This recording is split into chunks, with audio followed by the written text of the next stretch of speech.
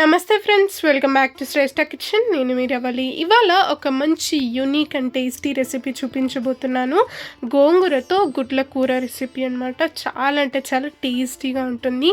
Super యూనిక్గా, టేస్టీగా, డిఫరెంట్గా, స్పెషల్గా ఏదైనా చేసి పెట్టాలంటే తప్పకుండా దీన్ని ట్రై చేయండి. అందరు కూడా చాలా ఎంజాయ్ చేస్తారు. మీకు చాలా కాంప్లిమెంట్స్ కూడా వస్తాయి. సో ఇంత సింపుల్ అయిన గోంగూర గుడ్ల కూర ఎలా చేసుకోవాలో ఇప్పుడు చూసేద్దాం. నేను ఇక్కడ ముందుగా స్టవ్ మీద ఒక ప్యాన్ పెట్టేసుకొని అందులోకి ఒక 2 స్పూన్స్ అంతా ఆయిల్ వేసుకున్నాను. ఆయిల్ హీట్ అయ్యాక ఇందులోకి క్రష్ చేసుకున్న వెల్లుల్లిపాయలు ఒక 6 వెల్లుల్లి నేను ఇక్కడ తీసుకొని మంచిగా దంచుకొని ఇందులోకి వేసేసాను. ఇలా వెల్లుల్లి రెబ్బలు మంచిగా వేగాక ఇందులోకి నేను ఇక్కడ 8 పచ్చిమిర్చిని తీసుకున్నానండి. మనం ఇందులో కారం ఏం వేయం కాబట్టి నేను ఇక్కడ పచ్చిమిర్చి క్వాంటిటీని ఎక్కువగానే తీసుకున్నాను. మనము గోంగూరకి సరిపడా పచ్చిమిర్చి క్వాంటిటీని తీసుకోవాల్సి ఉంటుంది. ఇలా పచ్చిమిర్చిని నేను ఇక్కడ దంచుకొని తీసుకున్నాను. మీరు కావాలంటే మిక్సీ గ్రైండర్లో మంచిగా గ్రైండ్ చేస్తూ కూడా తీసుకోవచ్చు. ఇప్పుడు ఇందులోనే ఒక 1/4 టీ స్పూన్ పసుపు వేసేసి మంచిగా ఇవన్నీ కూడా బాగా కలుపుకోవాలి. పచ్చిమిర్చిలోని పచ్చిదనం అంతా కూడా పోయేంత వరకు బాగా కలుపుతూ ఉండాలి. ఇలా ఇవన్నీ బాగా వేగాక ఇందులోకి మనం ముందుగా కట్ చేసి పెట్టుకున్న గోంగూర నేను ఇక్కడ యాడ్ చేస్తున్నాను. నేను ఇక్కడ ఒక 4 కట్టల గోంగూరని యాడ్ చేస్తున్నాను. గోంగూర ఆకును మొత్తం కూడా తెంపేసుకొని ఇలా సన్నగా తరుక్కొని తీసుకోవాలి. లేదంటే మనకు ఆకులాగా ఉండిపోతే అలా కాకుండా ఉండాలంటే మంచిగా సన్నగా తరుక్కొని తీసుకోవాలి. కొంతమంది ఏం చేస్తారంటే దాన్ని మిక్సీ జార్లో వేసుకొని గ్రైండ్ చేసుకొని తీసుకుంటారు.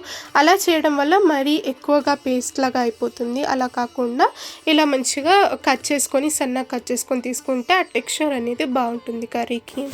చూసారా, కాసేపటికి ఇలా వాటర్ అంతా కూడా రిలీజ్ అవుతుంది. ఆ వాటర్ అంతా కూడా ఇనికిపోయే వరకు మంచిగా గోంగూరను బాగా మగ్గించుకోవాలి. ఇలా వాటర్ అంతా కూడా ఇనికిపోయి గోంగూర సాఫ్ట్గా మగ్గిపోయేంత వరకు బాగా ఇలా ఉడికించుకొని ఇందులోకి మనకు రుచికి సరిపడా సాల్ట్ వేసేసుకోవాలి. సాల్ట్ వేసుకున్నాక ఒకసారి బాగా కలిపేసుకుందాం.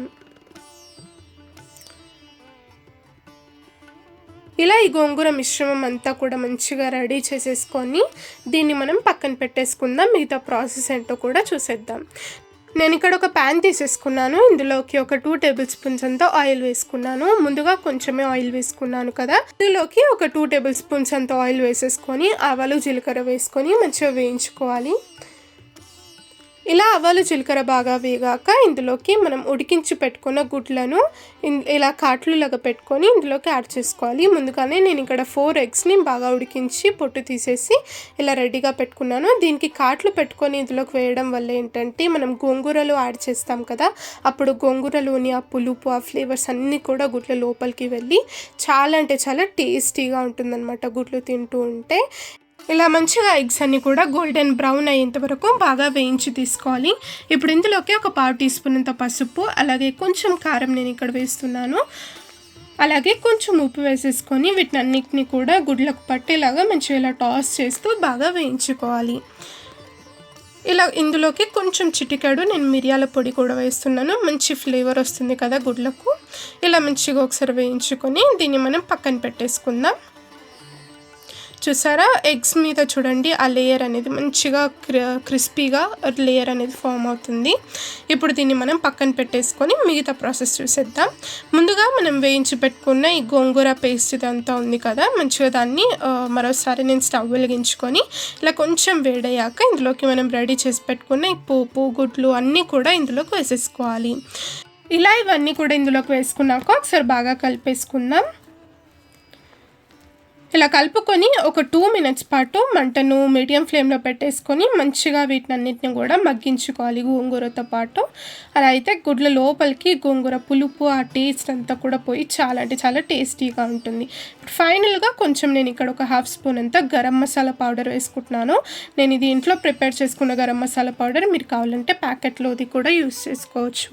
ఇలా గరం మసాలా పౌడర్ యాడ్ చేసుకున్నాక మంచిగా ఒకసారి మిక్స్ చేసేసుకొని ఒక 2 మినిట్స్ మంచిగా మగ్గించుకొని స్టవ్ ఆఫ్ చేసేసుకోవడమే. చూసారా ఎంత టేస్టీగా కనిపిస్తుందో.